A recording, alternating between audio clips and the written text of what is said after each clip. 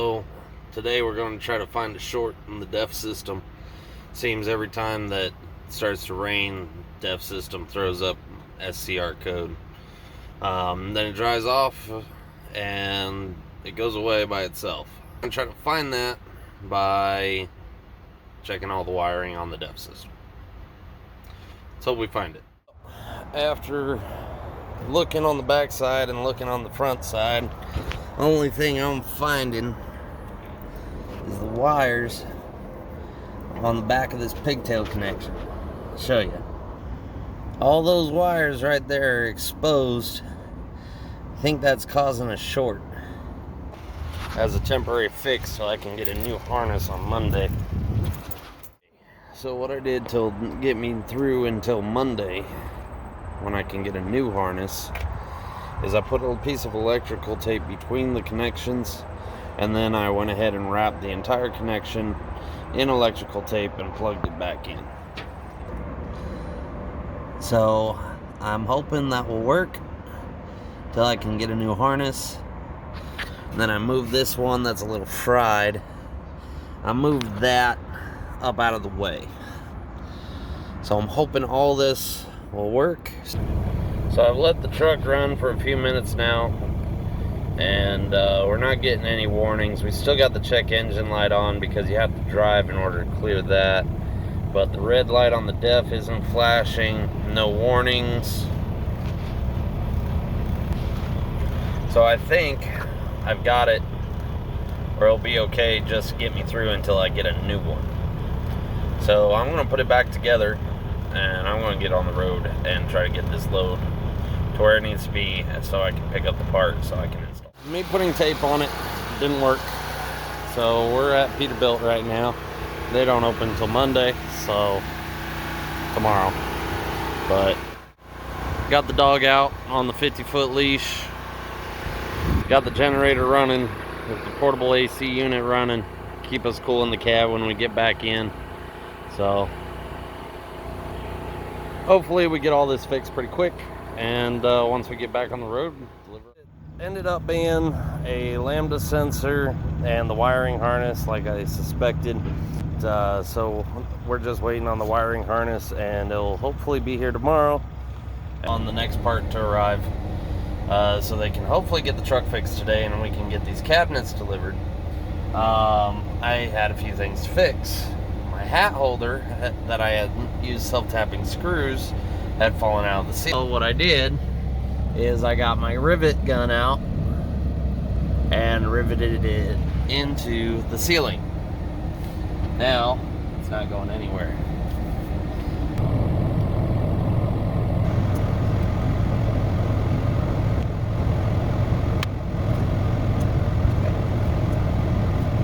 Now it is up there. And now it's sitting up there just fine, not moving. So the device I used in order to do this was my electric Black & Decker impact. And then this device I got off Amazon, that was like 30 bucks. You just put it into the chuck here on the impact or the drill. It works with the drill too. And you unscrew it all the way, and then put the rivet in. Wait until it gets nice and snug in there, and then hold the glue. Does its rivet thing. Now, because it's not in a surface, it's not actually working properly. But as you can see from up there, it is working properly. It's a lot easier than the hand squeeze crank ones. So the bill is covered, taken care of. Warranty took care of half of it. I had to pay the other half of it. It's Friday now. We're going to get on the road. We're going to make it as far as we possibly can. There's a TA I'm going to stop at for the night. Doesn't sound like I'll be able to make my deliveries till Monday, so more sitting. That's just part of truck driving sometimes. So get on the road and get this done.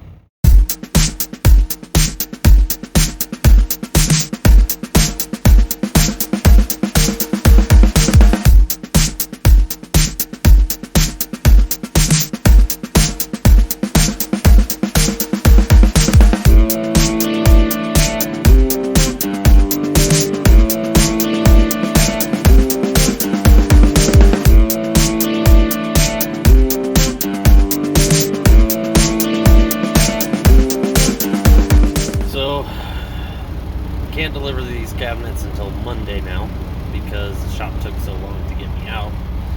Not 100% their fault. Mostly the warranty people's fault. That's beside the point.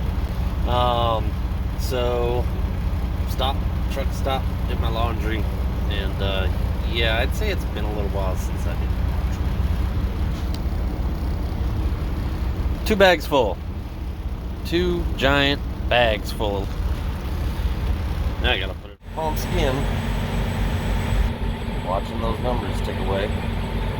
But real quick, if you have Peterbilt 579 or another truck who doesn't have the side screws, this is what I do in order to keep the hose in the tank even when I'm away from it, so it doesn't spill all over the ground and waste my money in diesel. And a strap from here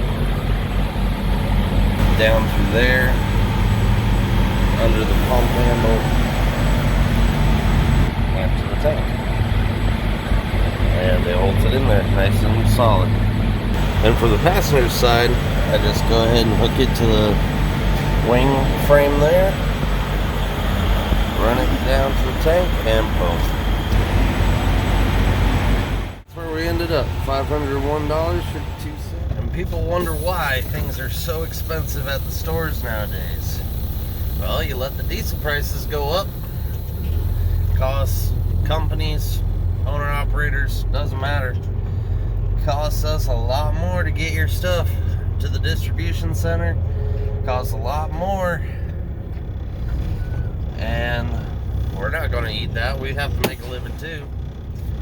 So it gets passed on to the receivers. The receivers pass it on to the final customers.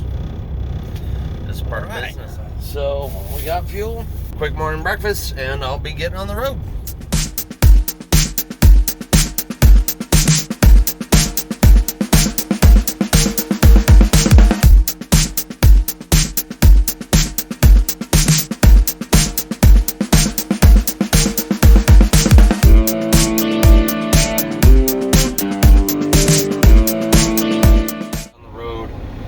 CB stopped working, so I went for the usual culprit, which is the inline fuse. So I've got the CB out.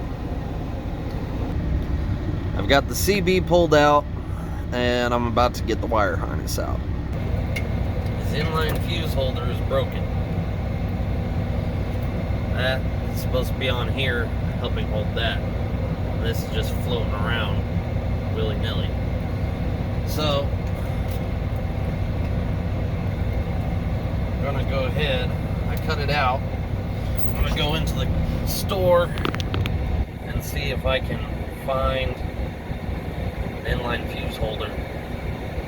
See if I can find a fuse to replace this one. CB fixed, and I just went in the truck stop, bought this 3-pin, 2-wire CB power cord with the built-in fuse holder. Changed out the fuses because the inline fuse was smaller than the one that came with this CB, so I just swapped them out, and it's back working.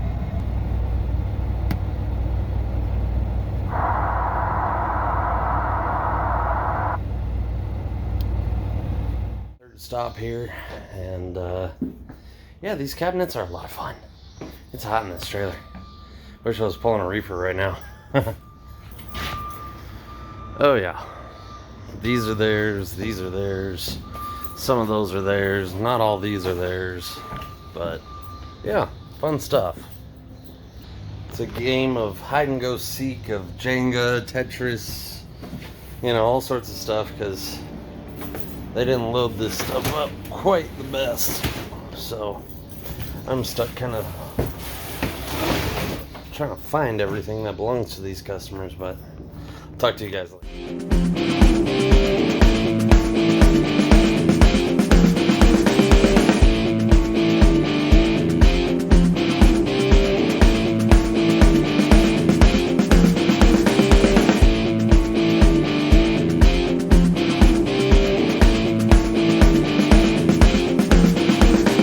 So we have made it through stops 1 through 9. Tomorrow is stops 10 and 11. So stops 10 and 11 tomorrow, which are Butte, Montana, and Kalispell, Montana. Gonna be day 3 of deliveries, but should be pretty easy day tomorrow, a few hundred miles, and then I'm trying to book another load to get me through until Monday, so that it gets on this.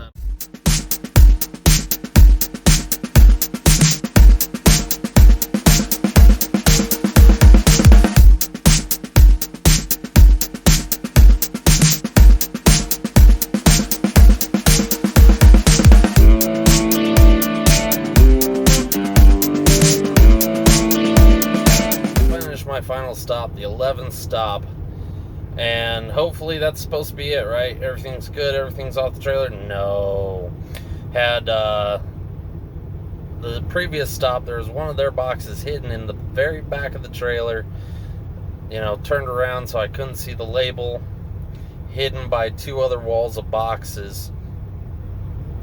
So unfortunately have to drive back to the delivery, the 10th stop, to deliver that one piece that was left over in my trailer. Good news is they're going to, you know, stay late so that I can deliver it. What's up, everybody? So we finally finished final stop. Just got some food at the truck stop, getting back in the truck here. Might enjoy some dinner. Got a pickup tomorrow going from Three Forks, Montana, down to Pasadena, Texas. Finally moving on to a different load. I have no idea what I'm picking up yet, but I'm picking up something. But I'm gonna probably go ahead and end this vlog here, and we'll pick up on the next one where I'm picking up the next load.